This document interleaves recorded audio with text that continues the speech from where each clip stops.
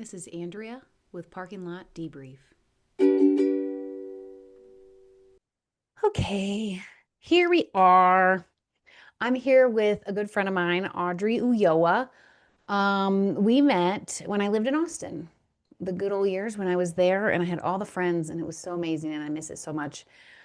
Um, yeah, we've kept in touch through the years, seen each other at conferences since then, and knew I needed you on here for something. And I dropped the seed a while ago and gave you time to think about it. And then here we are. Sometime. So just short bio, whatever you feel like sharing with folks about who you are. My name is Audrey Ulloa, and I'm an interpreter in Austin, Texas. I've been doing this for close to 30 years, and I think that's the first time that I've said that. Yee. Um, so I've been interpreting for quite a while. I'm currently a freelance interpreter in Austin. That's what I've been doing mostly, community work. I have a lot of years experience in VRS, post-secondary work. I do a lot of conference work. Um, I'm also a trilingual interpreter, ASL English Spanish, and I'm also an interpreter educator. So I teach an interpreting class at the University of Texas at Austin, and I also teach at the University of Kansas online. So that's a little bit about me. And the students are so lucky because Audrey is a vast well of knowledge that if you're lucky, you get to go, can you tell me things? And she'll tell you things. And then you're like, "Oh, I've learned so much already just in 5 minutes." And people who are listening who know her go, yep, yep. Um, But we were like, what should we talk about? And I said, well, what are you passionate about? Like, what fires you up? What is something that like either pisses you off or you like, ooh, I want to say this to a lot of people. And we kind of landed on like multilingual or multiculturalism, just the fact that this field is diverse, period. And we often box it into bilingual, bicultural, um, when the deaf person and the interpreter may have endless amounts of different areas of their life that we may not include in our work. Um, this is something you and I have talked about just as friends, as colleagues, in almost every job we do, because it just comes up in the work we do. Um, and I will just put the caveat or like the disclaimer out that this topic is can be touchy, can be in this political climate, in people have their opinions. But really, this is just to put in, just have a conversation and go, hey, if this resonates, maybe take a look inside. Or, hey, yeah, I do that. Okay, that sounds good. Or whatever folks leave with. But this is just us in a parking lot debriefing. Um, so, yeah, I don't even know where to begin. But do you have an idea of where you'd like to begin? If you do, please do. I think you can't really have a discussion about people and humanity without talking about all the beautiful ways that we're different. And Yeah. so I agree with you. Unfortunately, right now this topic is a sensitive one. It's a difficult one, and I really don't understand why it needs to be. Yeah. Um, I feel like our differences are beautiful, and when those are the things that we really love and cherish about other people, right? Or they should be. Um, and so I guess for me, it's a natural extension to think about that in terms of our work. Um, and like you said, a lot of times we default to this binary of bilingualism, biculturalism, ASL English binary, um, where I think it's one thing to say, I am a bilingual interpreter, I am an ASL English interpreter, but yet I work in a multicultural field, right? Right. Which we're not saying that. And I don't even know the numbers to be like, well, most deaf people that I work with are bicultural and bilingual, but I don't know that. How would I know that walking into any job? And I don't even have those stats in front of me. I don't even know where those stats would be found. But that is an interesting layer that made me think because right now, my work that I do, I'm surrounded by a lot of Spanish speaking, and English interpreters, not sign language involved, just the two spoken language interpreters. And they are dealing every call on a everyday basis with, okay, what country is this person from? What culture are they from? That's going to change the words that I choose. And that got me thinking a lot of like, okay, well, yes, deaf culture. I'm obviously mediating that. But then I have to look at this person regionally. I have to look at this person. Maybe they moved from somewhere. Maybe they just lived here and they live in a certain community that has a strong value of a certain thing. All of which I don't know that we're not paying. I'll just say it plainly. We're not paying as much attention to it unless you look like you're from somewhere else. Is honestly what I we're all like, oh, you moved here. Oh my God, there's a culture. Like I feel like that's the only Right. time when white lady interpreter may pay attention, at least me. And we all have culture, right? Like, I don't think a lot Right. of people think about Right. that. Like, I have a culture, you have a culture, we all have a culture. White America has a Yes. culture. Like, Which when we're the fish is in the water, the fish doesn't realize the water is around it. Like right. it's the dominant culture, so we're ignoring it, but it's true. And I think we have to understand our own culture, right? And so all the ways that that comes up and manifests when we work, because obviously, like, we can't do language or interpreting or anything like that without culture. It's going to be impossible. And when we talk about like deaf culture, when people just say deaf culture, the default is white Right. mainstream American deaf culture. The Right. default is ASL. The default is a certain type of ASL, right? Right. And so I think a lot of people, if you're interacting with deaf people who are outside of what you're used to, automatically that feels weird. And like you Yep. said, it could be just that somebody moved from a different state. And if you're not in an area where you're getting a lot of people that are moving in from other states or other places, it's very much like your community is the same. Yep. Where are you going to find that kind of exposure to people who are different? And then you have that assumption this is the norm, anything else is abnormal. Well, and now that I feel like with social media, we at least can see other human beings, which is nice. And with virtual work, I feel like that's not a quote unquote excuse anymore or a that's just not reality anymore. We or VRS. We are seeing every human being in the US, every deaf person nationwide, and you don't know what's next. Um, Mhm. and then this is many areas we could go with it, but just in terms of the interpreter in that moment when the deaf person um, appears or you get a sense that there's a different culture. I also just want to say, like, I don't think Andrea has to be like, I'm a bad person because I don't know their culture. I'm a bad person because I don't know what to do. And I don't know what that holiday is about. I don't think feeling bad is the answer. I think a notice is an answer. Oh shit, I don't know what that is. I'm gonna look that up later. I'm gonna try my best. Right, I just have right. to name that for at least just white women who are like, oh, I need to know everything. We don't. It learn, but Yeah, and I think there's been a shift in the way that people talk about this because in the past we used to say things like culturally competent, so mm, about different professionals who are culturally competent, and the sort of implication in that is that you have to be deemed competent. You have to I know know it. everything. And now we talk about it as being culturally responsive, which I Mm, think is a better description of what we actually do. We should be able to respond to somebody in the moment. And that can look like different things, right? Like it doesn't mean we have to know everything. Like I'm not gonna, I hope, but yeah, I don't have to go to job and know absolutely everything. That's really scary and overwhelming and impossible, really. But it's just the approach, right? How do I approach it when I don't know right. something? Like, how do I deal with that in the moment? How do I go home and deal with it? What do I do if I know, like, hey, this is somebody from a community that's prevalent in my area? Maybe I might run into them again. Maybe it would be a good idea for me to, teach myself a little bit about this community. I don't know how many interpreters actively do that. I definitely know people who do. And I see a lot of people who I would assume are not doing that, just based on the behaviors. Yeah.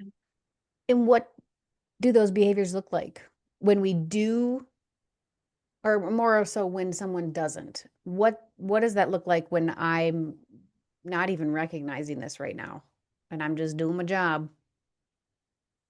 Yeah, I think uh, I guess from the perspective of somebody who is culturally responsive, I see more of a curiosity, an openness, Yeah. approaching something with a question, Mm. approaching something with a like a wanting to understand better, and somebody maybe who's not working on being more culturally competent. I've seen irritation that the person's not giving Ah, them the language that they expect or want. Um, I've seen shock, surprise. I've seen fear. Um, and all of those things register on our faces, whether or not we, even if we are like, oh, I'm going to control it, right? They register on our face, and deaf people are going to see that. Deaf people will catch those micro expressions. They will catch the very blatant expressions. And all of that is you're giving a message to that deaf person in multiple ways if that's the response. If you're annoyed, if you're angry, deaf people are going to see that and pick up on it, and that gives it's going to make them feel a certain kind of way about yeah. your perception of them, or how now what do they have to do, how do they have to sort of adapt themselves to you. And we shouldn't expect the job to adapt to us. We should Right. be able to adapt to the job, and I see that over and over and over again, from people who aren't actively working on this. They try to make the job fit them, and then you have a perception like, oh, this was great, this went really well Of because it course. went well for me, without like thought or introspection about how did it go for this deaf person. um Right. Not picking up on subtle cues that maybe they were uncomfortable, or maybe they, even if you ask them blatantly how'd it go and they said fine, we're like Or what are you're they going to say? really looking at these things to say maybe this didn't go as well as I thought it did. Yeah. And we're speaking of um maybe that's a it could be any job, but like it makes me think of like I mean, a VRS call, what can you do? It just comes in. We do what we can. Yeah. Um a conference that's labeled a certain culture or a certain topic, we have control over that. We have research we can do. We have questions we can ask. We can opt in, opt out. Um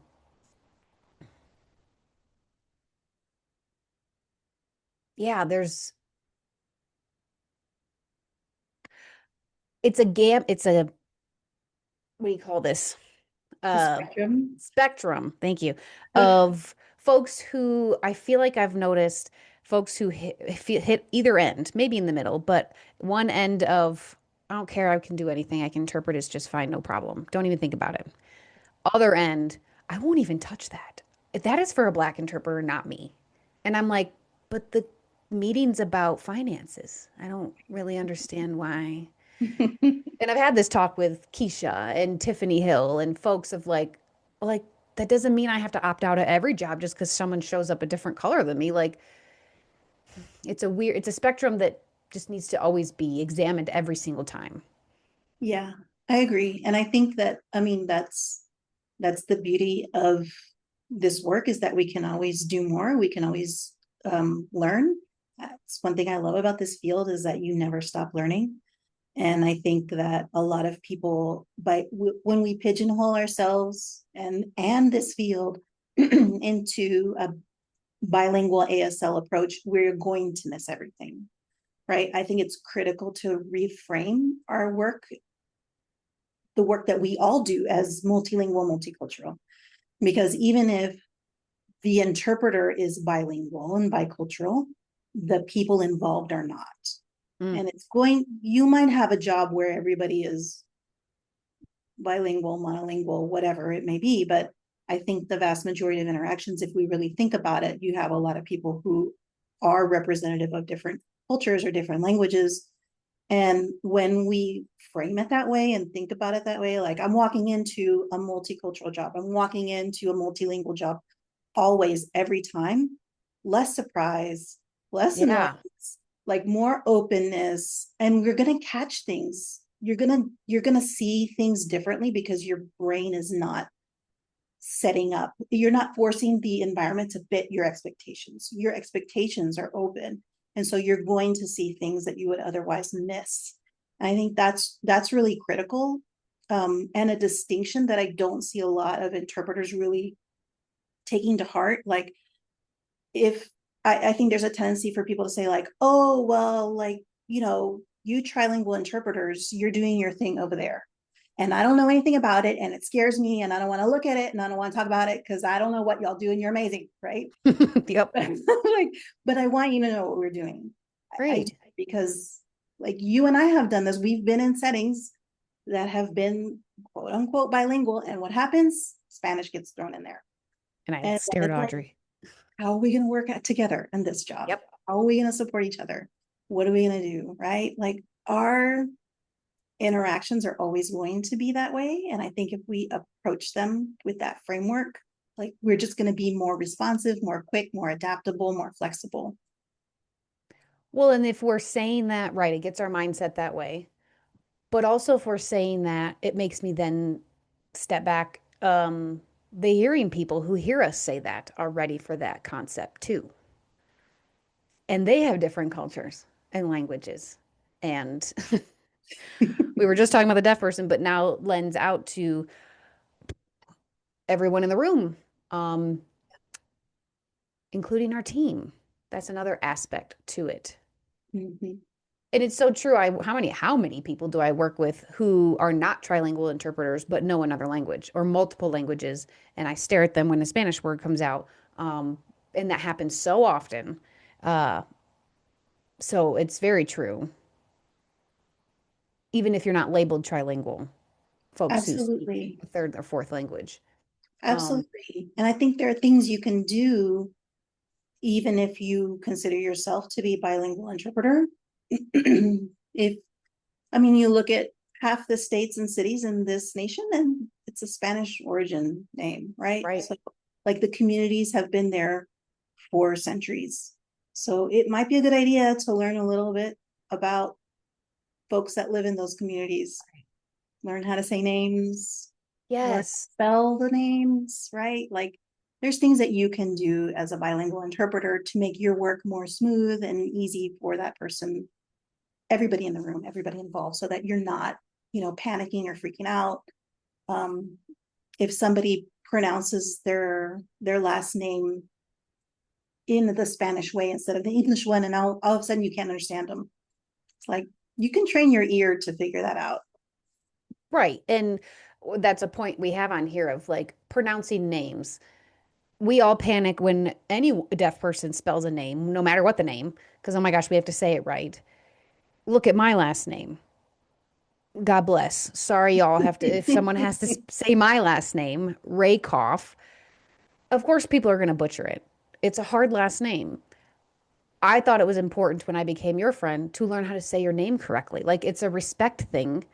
Um, we're not going to get it right maybe off day one, but if I'm going to see you multiple times, I should probably know how to say your name. Um, and I grew up in the Midwest. Spanish wasn't really, there was Spanish, but not as much. I feel like a lot of Arabic in Michigan and around those areas. But then I lived in Austin. And I was like, wow, there's Spanish everywhere. This is amazing. And you pick up stuff. And I wouldn't consider myself someone who is highly immersed in multiple cultures. I'm not. But I'm aware. And like you said, at least have a general understanding of uh, and I'm gonna mess up the name. Nguyen, Nyugen. But like that's a common last name that is used, and I Yes. still can't get it right. But like try our best to go, okay, that's gonna come up more often. Rodriguez, they're all different names. Um, yeah, I think it's a respect thing. And then I do want to ask, as a non-Spanish speaker, do I say the last name? in a Spanish way, or do I stick to nice Midwestern Andrea English name? Like that's always the toss Yeah. up of like, do I say it in a certain way or do I say it the way I know how to say it? I think that's a great question. And actually, that is a beautiful question to ask the deaf person Just ask. Imagine. because I think there's no one answer to that, right? Right. And even me, who I can pronounce it both ways. Is your name Garcia or is it Garcia? I'm Right. gonna ask you Mm. because you may have. There comes all kinds of other things that come with that. If you are signing your name and I say that your name is Garcia versus Garcia, and now everybody in the room is going to see you a particular way, right? Yes. And so that's an important question. It involves identity, it involves pride, and some deaf people will have a very clear and direct answer for you. And some deaf people will be like, I don't know, right? But it never hurts to ask. And I think, going back to your point about names and respect, I heard somebody say this one time. I thought this is beautiful. They said there's no such thing as hard names. There are Mm. only practiced names. Yes. It's true. And I feel like to me, the fact that you practice my last name to say it correctly is beautiful and it makes me feel amazing. I can tell in my community because I've been in my community for years, and there are people who still don't know how to say my last name and they don't try. And it's like, okay, Yep. that's okay, right? Like I know where your level of care is with that. But then there are others who really have made it a point to learn to say my name, and that means a lot to me.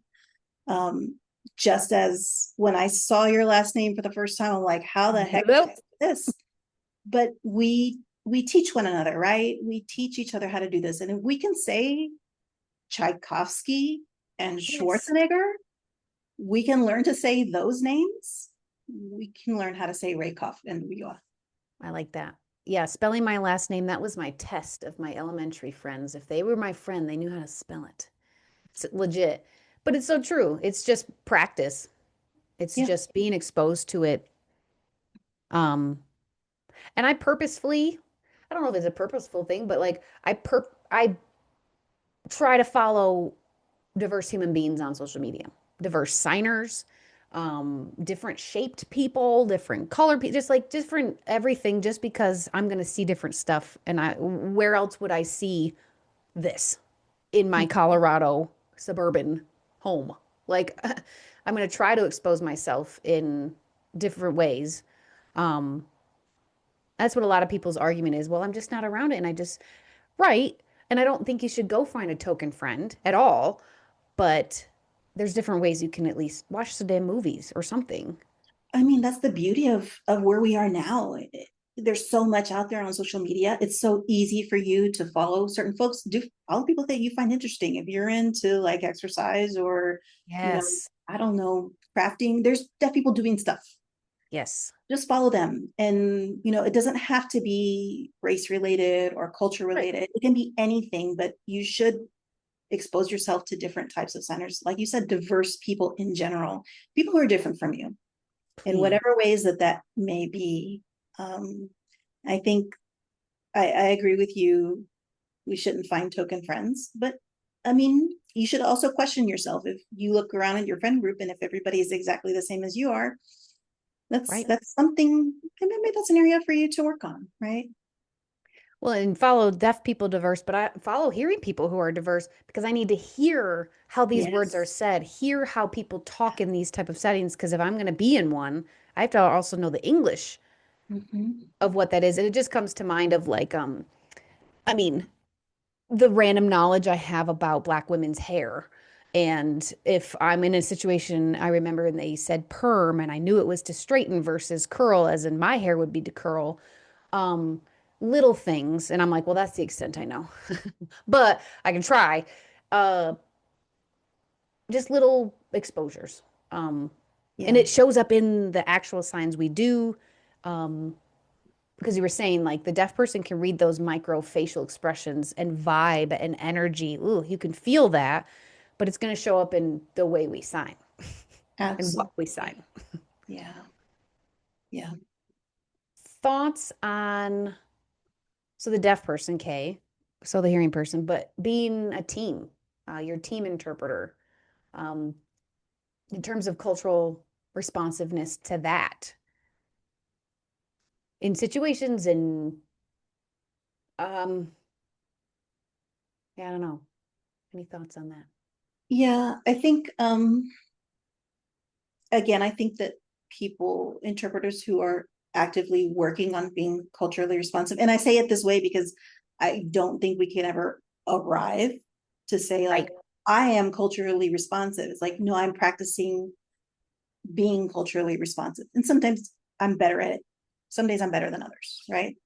But interpreters who are actively practicing that, I think they practice it with deaf folks in the same way that they practice with their team and being open and having conversations. I think if somebody asks me a question, I'm not gonna, I mean, if the question is legitimate and it comes from a place of like, I want to understand how we're gonna work together better, or, you know, what approach do you think we should take? I mean, absolutely.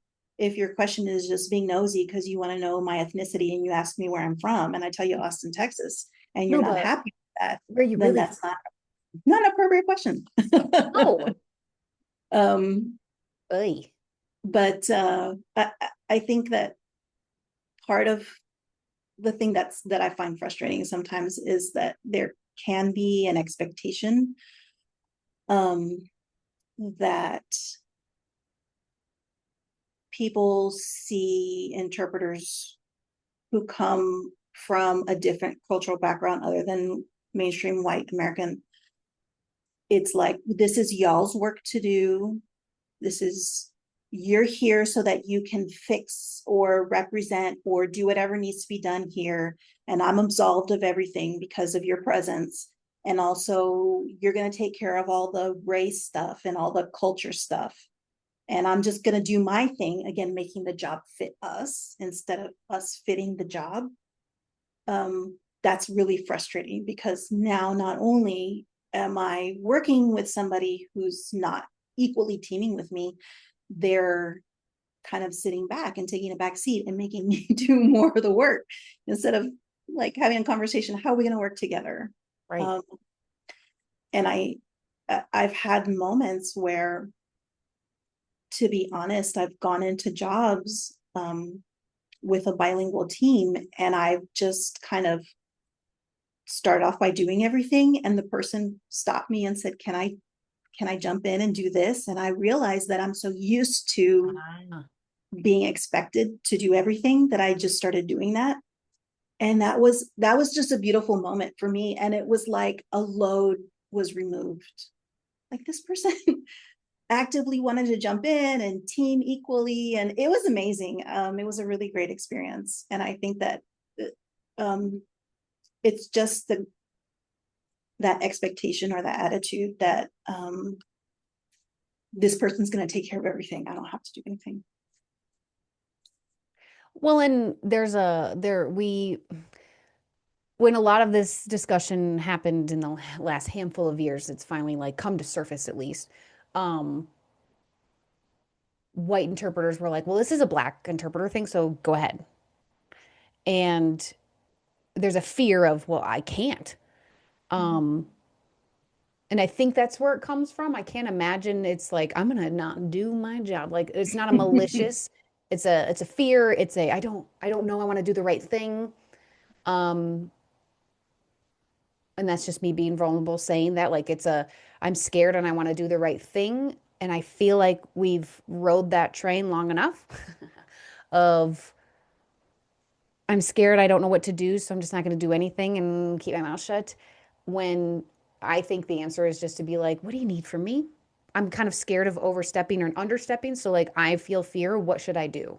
Like I've grown at least to that point in my life where I'm like, I'm just going to name it. I'm done pretending it's something else. I'm just going to name it. And I'm uncomfortable right now because this is about a topic that I'm not sure about. Please feed what you think I need to know.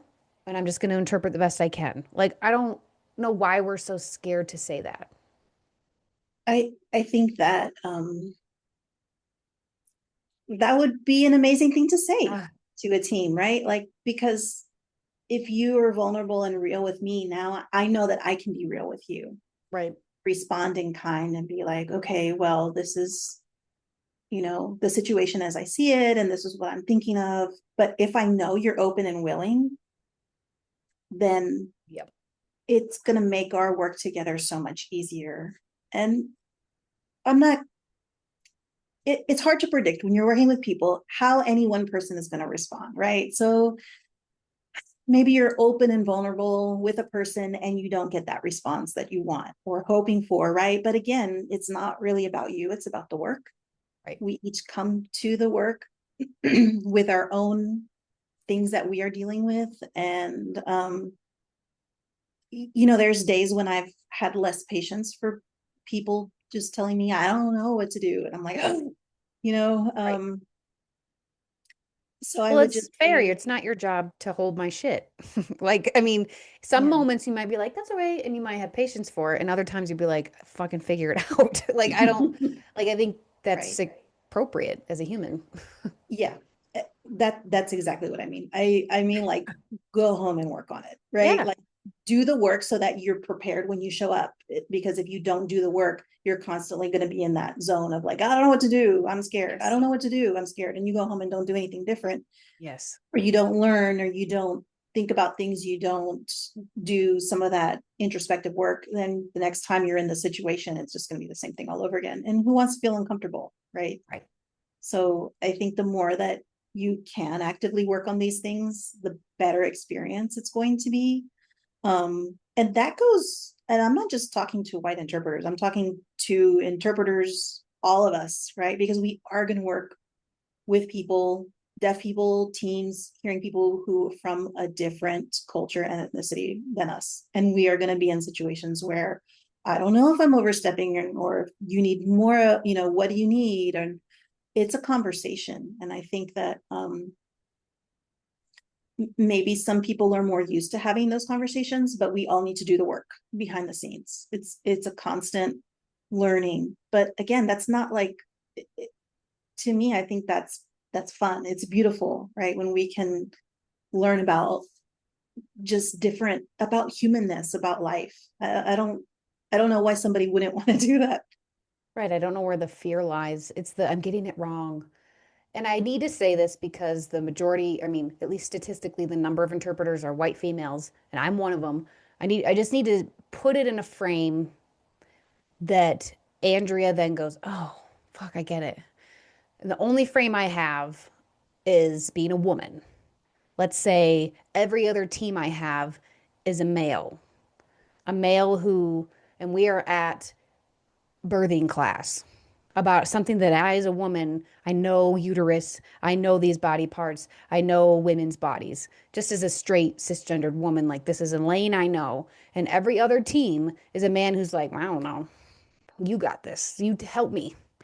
Every other interpreter is that. Some are great. Some of the males who show up are prepared. They studied the anatomy.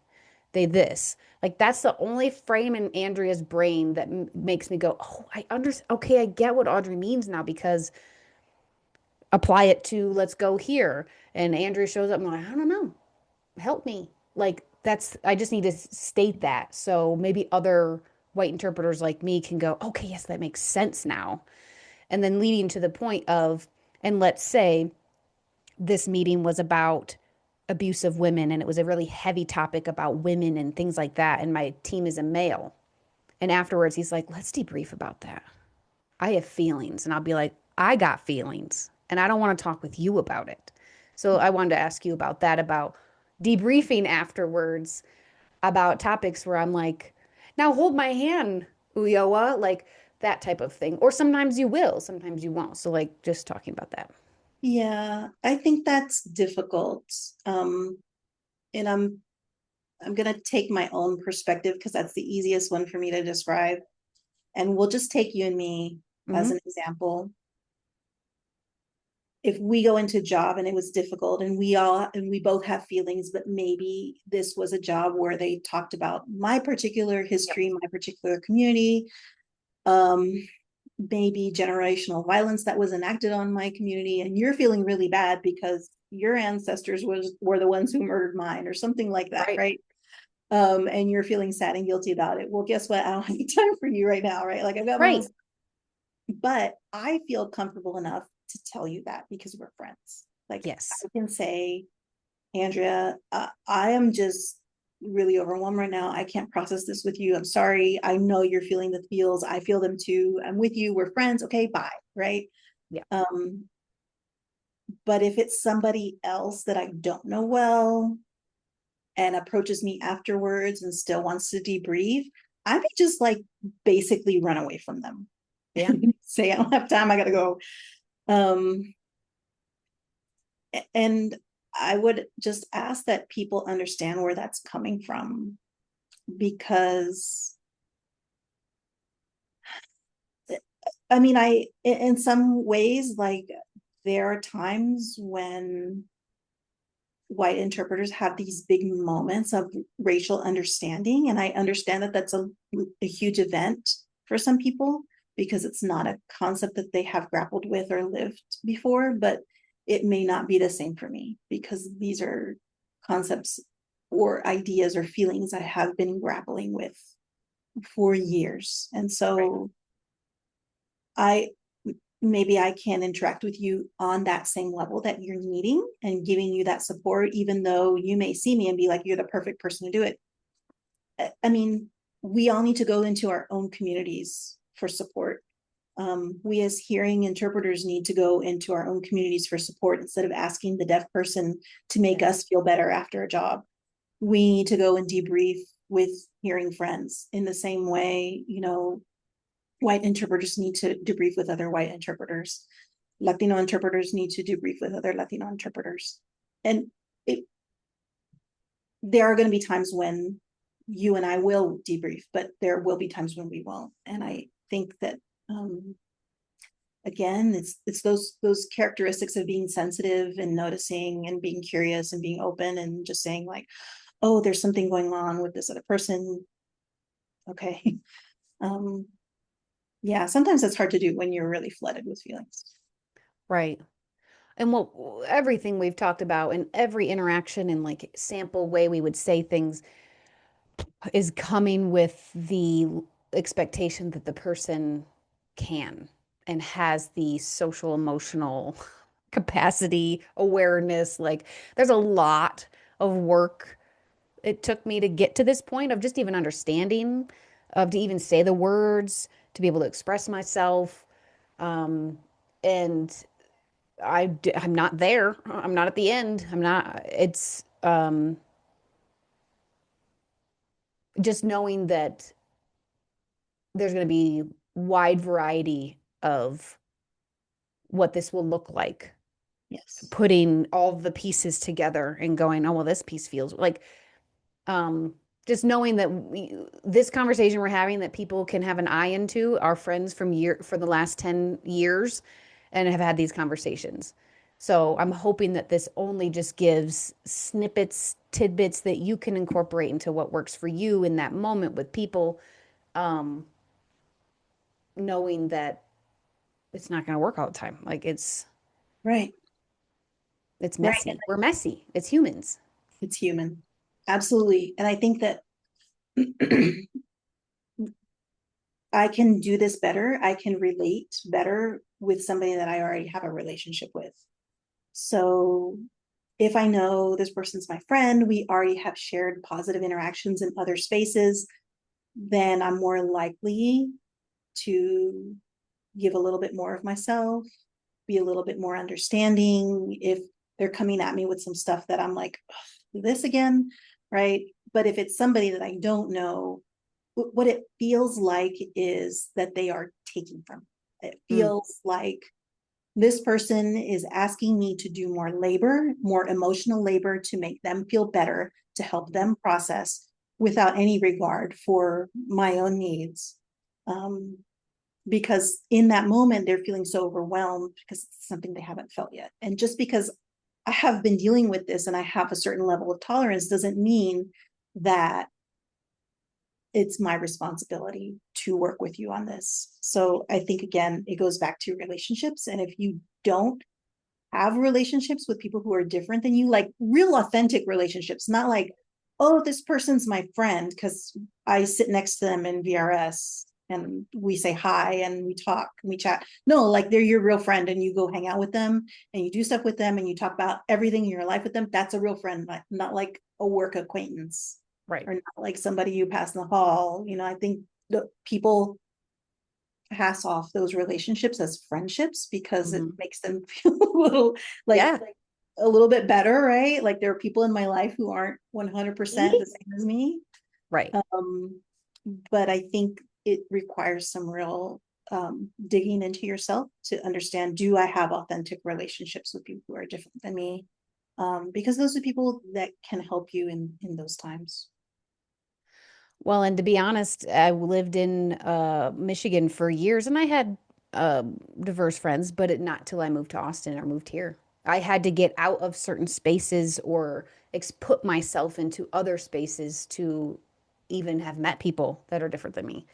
Um, it made me think of another question I wanted to ask about like thoughts on the multilingual, multicultural, or just being, let's label it BIPOC, because Tiffany and Keisha have talked about it of like the role of agencies, sending out the email of like, we need BIPOC. And Tiffany's like, well, for what? For who? How am I supposed to know if I fit that space? So just thoughts or anything you want to comment about agencies' responsibility. Yeah. Where to start? First, I agree with Tiffany about that. The initial reaction, what do they really need? What are they really asking for? We need a woman. Yeah. Okay, but for what? Why? Like, What? like, Right. yeah, Um, I think I don't understand the reason why agencies don't specifically name what they're looking for. I do work for some agencies fear. who I appreciate it. And they say things like Latina interpreters, identified interpreters given first preference, or Black identifying interpreters given first preference, right?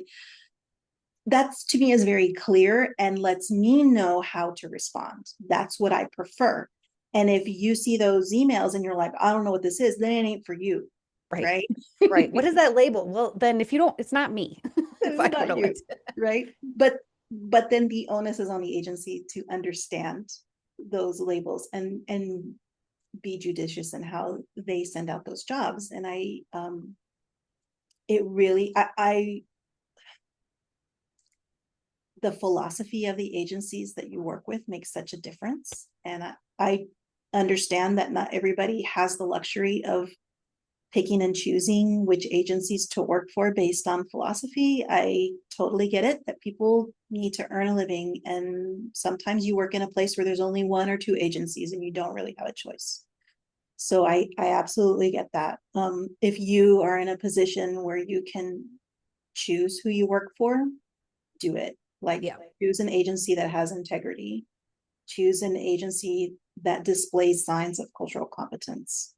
Um, it is pretty clear. And I don't know that I could name the things, but I often tell students or newer interpreters my strategy for at least the way I've worked in the last 20 years is sign up pretty much with everybody. And then you get weeded out pretty quick if you do X, Y, or Z, or like it's a gut feeling or it's an interaction that I'm like, ugh. And so it is a luxury and a privilege, absolutely, to be able to do that. Um, but yeah, and I think it's also, I think for, and I'll just say the same term, BIPOC, right? Interpreters of color who are working for agencies, you were going to have extra leg work to do. That's just how it is, because in a community where you may have an agency that has a great reputation and then you start to work for them, again, you're still testing waters. You don't know how they're going to deal with you in certain ways. I mean, are they just going? wait till MLK Day that you'll find out real quick what their agenda is or their Absolutely. Yes. process. Yes. I can't tell you how many jobs I get in February. I'm like, this is ridiculous, y'all. I'm not a Black interpreter. Why are you calling me? Well, BIPOC, it says BIPOC. Right. You're browner than she is, so you can Brown go is do better than white. I'm like, no, no. I right. mean, Is it? Yeah. then I'm your band-aid. I'm your band-aid so Yes. you don't look so bad. And I'm That is so still true. taking a job that I'm not qualified for. So yeah, I think agencies need to be responsible. I wish there were more agencies out there that operated with integrity. I Yeah. there are. I have seen them. They're few and far between. That's the hard part. Yeah. Yeah. And so when they're not, what it means is that it's on us as interpreters to operate with integrity. And that's where we land, right? If I have to work with an agency that doesn't display integrity, then I have to be the one filtering the jobs, making sure that I'm doing my due diligence. And again, it's an extra step for everybody that wants to operate that way. But I think it's necessary if you want to do good quality work, that's just part of it. Well, and you saying that made me think like, um, I know another agency owner, and I've mentioned the thing that Tiffany had said of just sending out a BIPOC. So I was like, don't do that.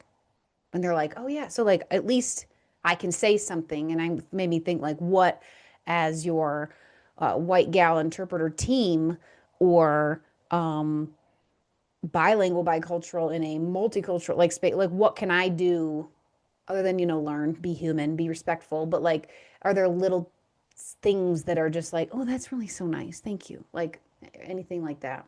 I know it's just you're one person with one perspective, which the next person has a totally different perspective. So take that as a grain of salt, folks. But just in general, I guess, are there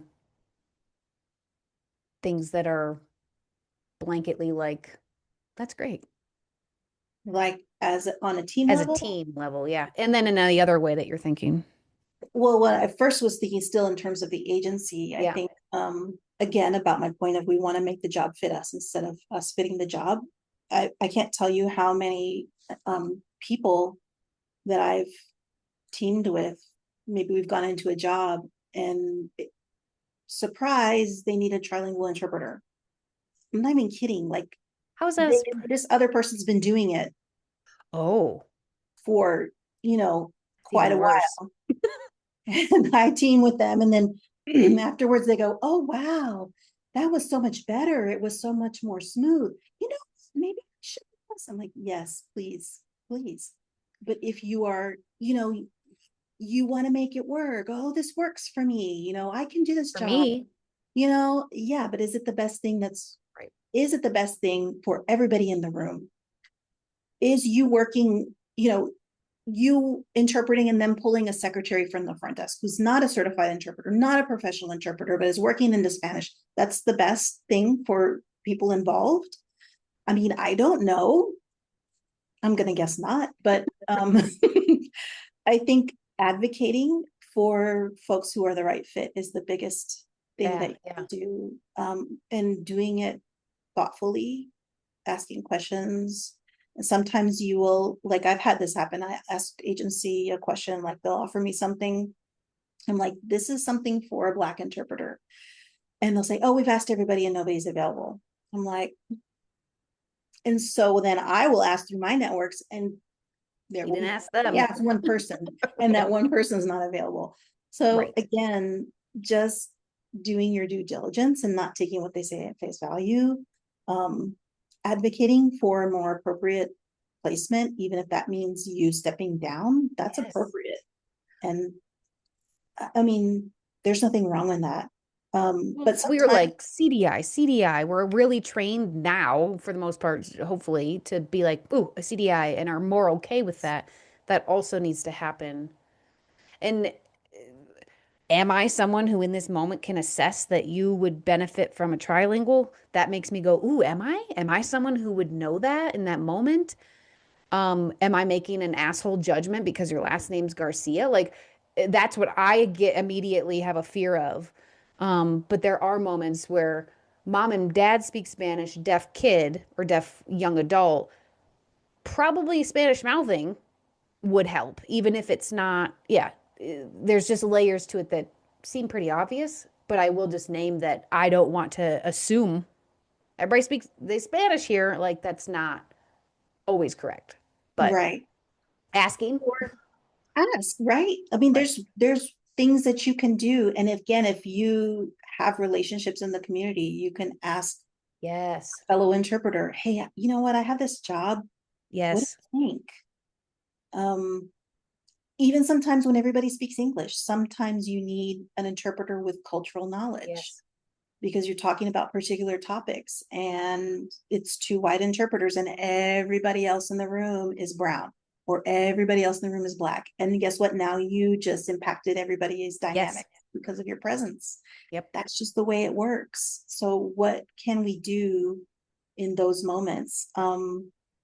So I think stepping down is a big one, yep. but then also stepping up, right? Because Mm, just because you just because you identify that, you know what, maybe I'm not the best fit in this instance. We've looked, nobody. So it comes down to me either working by myself or working with the bilingual team. What I appreciate is when the agency asks me, which would you rather do? nice. Yeah, Because then I can decide, do I want to take on that extra work because it's going to be easier and smoother? Or do I really need a team, even if I'm going to have to give them a little bit more still support? extra work. It's I was extra like, work. which one are you talking about? Extra work. There's probably both. It's extra work no matter what. Um, but if you are that bilingual team called in, like how can you support? Like just showing up and saying, what can I do? I know that I'm not qualified for this job. Yes. How do we best work together? Do with that attitude. I've also worked in a space where my team was like, I'm so sorry. I'm just not, I know I'm not a match. I'm so, and apologize like every 10 minutes. And I'm like, get over it, bro. You're here. You're doing the job. Like just do it. Um, yeah, keep going. You're going. You got good stuff. Yeah, that's important too, right? Like that means more emotional work for me. And now I have to make you soothe you and make you feel like it's okay. Like Right. stop, I already got enough going Yep. on. I told you once, now let's move on. Like, Exactly. Like I it's hard to quantify those things. Like you have to be authentic and open and vulnerable and at the same time professional right. and a little bit like put on your big girl Here pants to and do our job. Yep. because that is part of it. And sometimes it's just like, hey, you know what, we made it work. It wasn't pretty. Right. Again, it was messy, but in the end, The it message came got out across. okay. The deaf person got what they needed, right? Like those two things can be true at the same time, right? It Yes. can be not perfect, and also, it can still be a good job. Yeah, I'm really enjoying noticing that many truths can happen at the same time. That's something that I've been learning a lot more lately. Um, I also from all of this, I don't know that any answers were given to people because there is none. I think the answer is learn, be curious, ask freaking questions. Like that's all I'm gonna do, and then not expect any particular response from the people around me. Just like, this is what I feel. Okay. No, all good. Okay. I'm gonna try my best. Like, just, yeah. And that's Yeah, really hard for a lot of people, myself included, it who's is extremely hard. vulnerable in every moment of my life, all the time. But it's hard, scary. And we have to show up. I think the other thing is like when we show up in these situations, we fall back on things that are protective.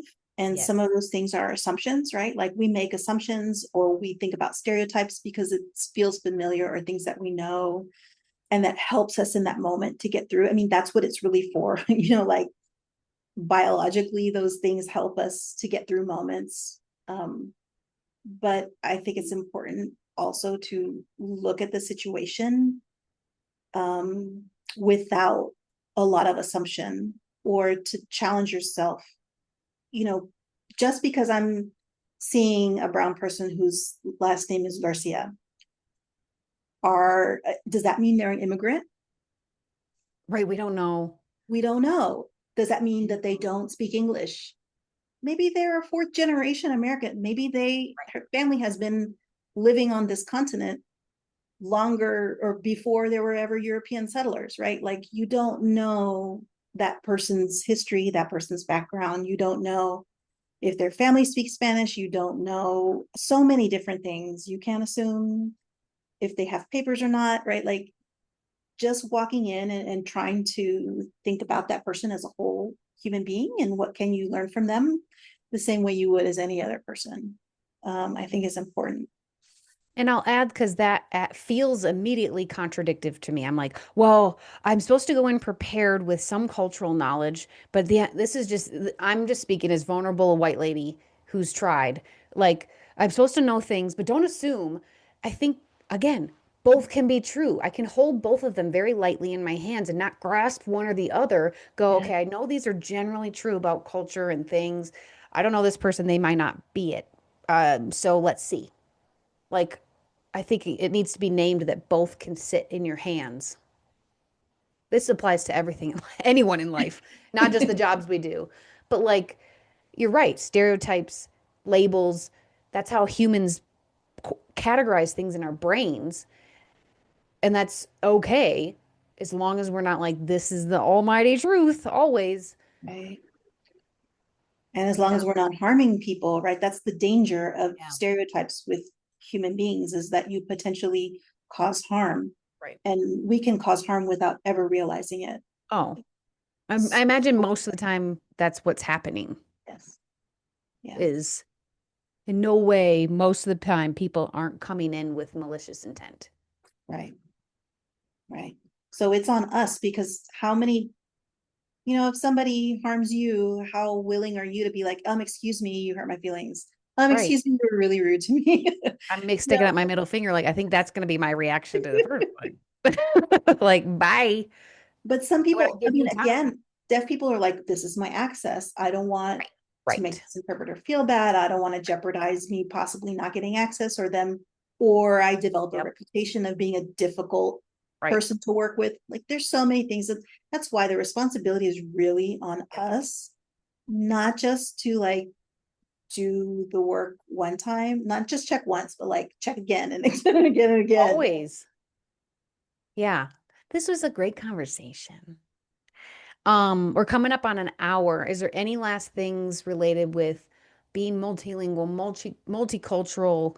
Um, gosh, we covered all the things of just, yeah, working with diverse humans, I period. think if nothing else, if people who are watching remember nothing else of this conversation, I would love them to remember that our field is multilingual and multicultural by default. The individuals within may be different varieties of that, but all together Yeah. as a field, we are multilingual and multicultural. And if we really want to do good work, we have to see ourselves as that. I like that because it does, it sets your framework up to allow to see that. Mhm. Um, I love it. Thanks. I like at the end for the guest to highlight or spotlight a deaf owned business or deaf organization. Who would you like to talk about? I would love to talk about ASL at home, which is Is that Leah? it's Leah Excellent. Gear. Leah Gear and her partner Razi are the ones who own this. I don't know. I guess it's a business. They're both Yeah. academics, Yeah. um, but it's curriculum, ASL curriculum for parents of young deaf children. And so the idea is to get kids exposed to language early. But what I love about what they do is all their curriculum has already been not. I don't think it's translated into Spanish, or maybe it is translated in Spanish. It's available in English and Spanish both. So there's ASL at home and ASL en casa, and they are currently working on developing their curriculum in other languages. So they are continuing to add to that base because they want to reach out to families who are not English speakers so that they can have access to this curriculum so that they can teach their deaf kids to sign. So they are amazing. Their website is aslathome.org. So check them out. Awesome. I'll put that in the show notes. Thank you so much. I've asked I've tapped out my friend group because I only know so many text numbers and emails, and then I keep, growing and people reach in and all that stuff. So like, um, but I've asked so many friends and asked so many people to be on the podcast, and so many's responses are no, because it's very scary and very vulnerable to put yourself out there on the internet talking about anything. Um, and I know you as someone who's got so much wisdom and just like so much good shit to say.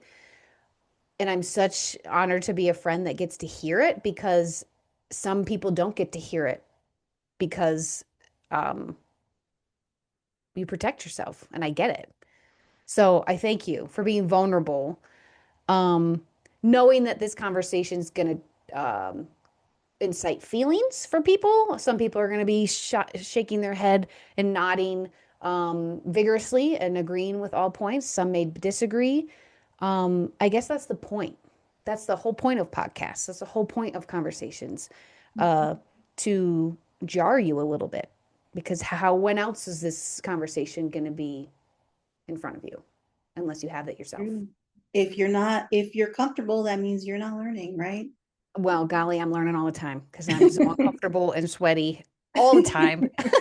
But thank you. Thank you. Thank you. Thank you. It means a lot. And I'm so excited that others get to be privy to this type of conversation, because anyone who knows Audrey Ulloa knows this is like, woo, she's the best.